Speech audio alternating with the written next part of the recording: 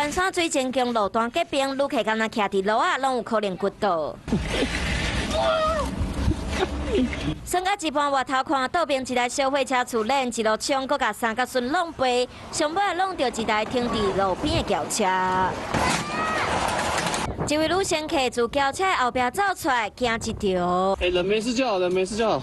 撞到后面。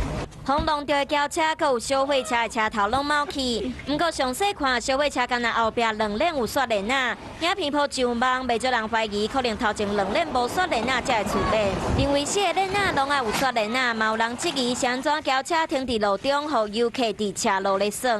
对双方当事人未将车子尽速驶离到安全地点，而在现场谈和解。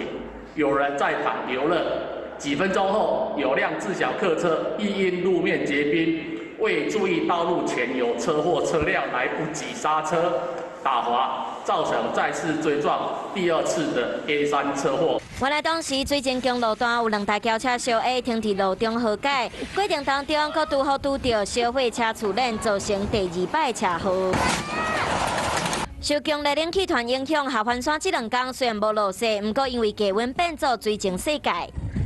真侪游客上山看树挂、耍水兵，不过经过水前宫路段时，警方呼吁爱到刷轮仔、开车的细字，发生车祸嘛会先翕相，赶紧甲车刷走，避免造成连环车祸。